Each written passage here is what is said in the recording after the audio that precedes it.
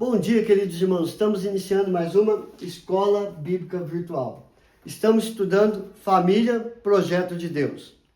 Hoje, nós vamos fazer a introdução de uma nova lição, que é Seja Fiel no Relacionamento Conjugal. Este estudo vai ser baseado em Malaquias capítulo 2, que diz: E perguntais, por quê?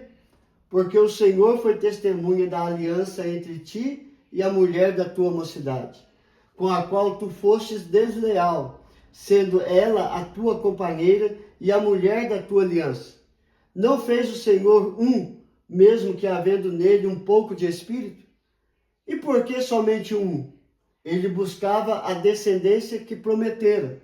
Portanto, cuidai de vós mesmos, e ninguém seja infiel para com a mulher da sua mocidade. Malaquias 2, do verso 14 ao verso 15. Deus estava repreendendo o povo de Israel por causa da sua infidelidade para com ele. E ele não estava olhando somente a infidelidade do povo para com Deus, para com ele, mas a infidelidade de muitos casais que estavam sendo infiéis de uns para com o outro. E assim, Deus ele diz: ninguém seja infiel para com a mulher da sua mocidade. Nós vamos tentar trazer a orientação da palavra de Deus para que os casamentos possam continuar da maneira pela qual eles começaram, sendo fiel um para com o outro. Mas para que possamos entender o que nós vamos passar a partir de hoje, nós precisamos entender o que está acontecendo na sociedade. Ou seja, quais as crises que a família vem enfrentando no mundo pós-moderno. Quais são as crises que a família tem enfrentado no mundo pós-moderno? Nós vamos olhar que nesse mundo pós-moderno, a família está passando por várias crises. Violência conjugal, violência de pais com filhos, de filhos com os pais, a violência na sociedade, separações que traz consequências terríveis na vida dos filhos e também na vida tanto do homem quanto da mulher, problemas financeiros, a divisão com relação às separações ou até mesmo a crise financeira que o casal não consegue administrar, falta de um cultivo de uma espiritualidade bíblica, ou seja, intimidade com Deus, vida com Deus, inversão de valores e princípios éticos e morais, inversão de valores e inversão de princípios éticos e morais e etc. E isso tem abalado as estruturas tanto da sociedade quanto da família, porque a base da sociedade é a família. Se a família está sendo desestruturada, está sendo atacada por essas crises, a sociedade sofre também. É por isso que nós vamos olhar em Mateus capítulo 24, verso 12, o porquê disso aqui. Por se multiplicar a iniquidade, o amor se esfriará de quase todas. O que está acontecendo é o que Cristo disse no seu sermão. No fim dos tempos, o amor de muitos vão se esfriar. Por causa do quê? Por causa da multiplicação da iniquidade, do pecado, do distanciamento de Deus e da palavra de Deus. E uma vez que nós nos distanciamos tanto da palavra de Deus como do próprio Deus, a consequência é o amor se esfriando. E o amor se esfriando, violência, separações, problemas financeiros, falta de uma espiritualidade, de uma vida com Deus, inversão de valores, inversão de princípios éticos e morais. Isso tudo porque o amor está se esfriando em quase todos. E nós temos que ter cuidado com relação a isso. Então, o que está acontecendo com a família? Então, nós vimos essas crises e como essas crises estão abalando a família. A família, como projeto de Deus para a felicidade do ser humano, vai se desintegrando gradativamente, sendo que uma dessas causas dessa triste realidade é a infidelidade no relacionamento conjugal. É grande o número de lares desfeitos pela infidelidade conjugal. O IBGE estima que cerca de 50,1% das famílias de hoje são famílias alternativas, ou seja, famílias que estão longe da vontade e dos preceitos divinos, dos mandamentos de Deus. Por isso, a família está totalmente desintegrando gradativamente. E nós temos que lutar contra isso. Nós temos que buscar em Deus a restauração do relacionamento conjugal para a restauração da família. E assim vivermos o projeto de Deus para a felicidade do ser humano e para a felicidade dentro do lar. Em Malaquias 2, verso 15, o finalzinho diz: portanto, cuidai de vós mesmos, e ninguém seja infiel para com a mulher da sua mocidade.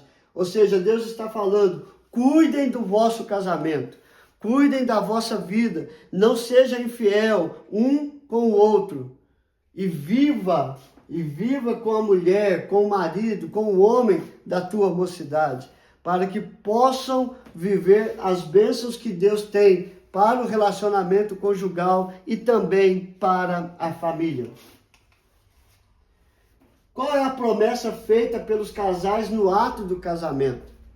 É justamente isso. Se o projeto de Deus é que sejamos abençoados e a família é para fazer o ser humano ser feliz, ser completo, e isso ele cria o homem e a mulher e forma os dois uma só carne. Então, qual é a promessa feita pelos casais no ato do casamento? É interessante observar que em todo casamento, o casal promete diante de Deus e dos homens viver unido até que a morte os separe.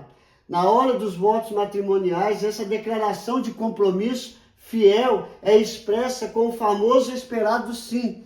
Então nós fazemos a promessa que seremos fiel até a morte e dissemos sim um para o outro. E desta forma, esse voto, essa promessa deveria ser levado a sério para dentro do nosso lar, dentro da nossa casa. Mas isso só fica dentro da igreja porque é feito da boca para fora, porque é bonito na cerimônia conjugal. Não, queridos, é algo que nós estamos fazendo para com Deus e um com o outro. E Deus é testemunha desta promessa de ser fiel até que a morte o separe. Porém, com o passar do tempo, esse compromisso vai perdendo valor e sendo esquecido. Por quê? Porque nós só fazemos na hora do casamento. Depois, vamos viver a nossa vida. E isso não deveria ser realidade. A realidade é aquilo que nós prometemos para Deus e um para o outro. Ser fiel. Qual é o chamado de Deus para a família? Se nós convidamos Deus para estar no ato do casamento, nos abençoando, e prometemos ali ser fiel, então nós convidamos Deus, e Deus tem um chamado para você e para a sua família. Deus tem um chamado para você, para o seu esposo, para a sua esposa. E esse chamado é um chamado real, verdadeiro, e que deve ser posto em prática diariamente. Ou seja, Deus nos chama a uma vida de fidelidade em família, fidelidade conjugal.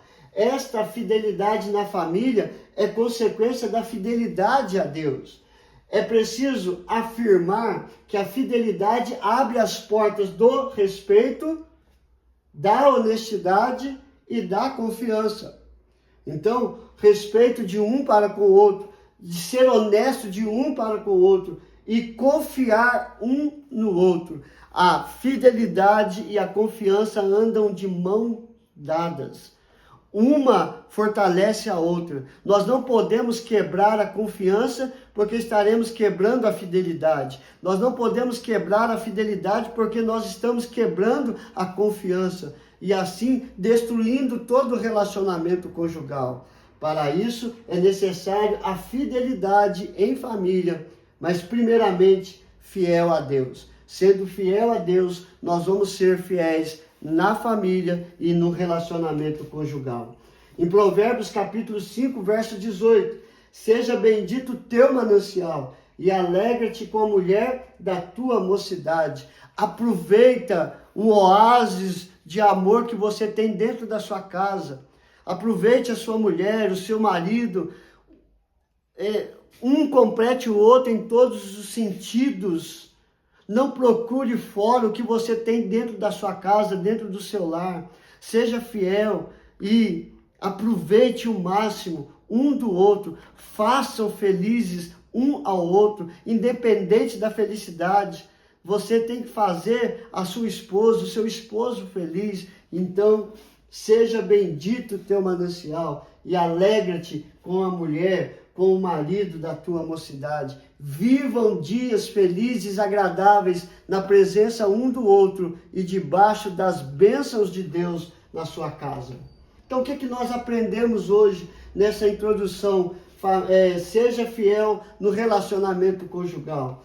Que nós estamos enfrentando crises na família, no mundo pós-moderno. E nós temos que firmar a nossa vida em Deus para que o amor não venha se esfriar em nosso coração, em nossa família, em nosso relacionamento. O que está acontecendo com a família? A infidelidade. Por quê? Porque as crises têm destruído muitos casamentos. E qual é a promessa feita no ato do casamento? Ser fiel. Cumpra esta promessa. Faça todo o esforço. Busque em Deus o fortalecimento para que essa promessa seja uma realidade diária no seu casamento. E qual é o chamado de Deus para você, para o seu casamento e para a sua família? Fidelidade. E que possamos viver esta fidelidade diariamente em todos os momentos. Vamos orar, queridos? Senhor, graças te damos pelo teu cuidado, pelo teu amor, pela tua bondade, pela tua fidelidade a nós e a nossa família.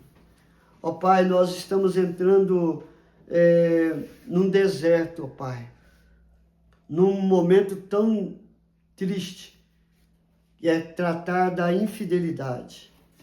Nos dê sabedoria, nos dê entendimento, para que possamos, Senhor Deus, trilhar por esse caminho que é a fidelidade ao Senhor e ao relacionamento conjugal, ao relacionamento de pais com filhos e de filhos com os pais. Que possamos viver a fidelidade em todos os momentos, ó Pai. Que a confiança seja plena, tanto no Senhor como um ao outro. Não permita, ó Pai, que as ervas daninhas venham destruir o relacionamento conjugal, ó Pai.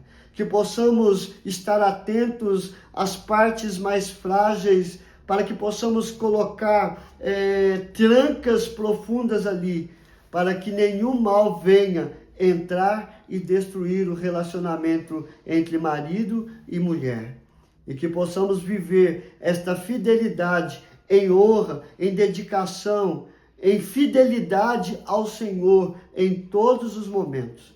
Perdoe, Senhor Deus, os nossos pecados. Aumenta, Senhor Deus, a nossa fé dia após dia. Coloque esse desejo, ó Pai, em cada família que está assistindo, Senhor, estas mensagens, ó Pai. E que o desejo de fidelidade seja uma realidade em cada família, em cada casa, em cada lar, em cada coração, para glorificar e obedecer a Tua palavra. Em tudo nós te louvamos e te adoramos, e a Ti seja dado toda a honra, toda a glória e todo o louvor. Em nome de Jesus, coloque a Tua mão de cura sobre todos os enfermos. Nós oramos hoje e sempre, em nome de Jesus. Amém e amém. Que Deus te abençoe, queridos, e até amanhã, se Deus quiser.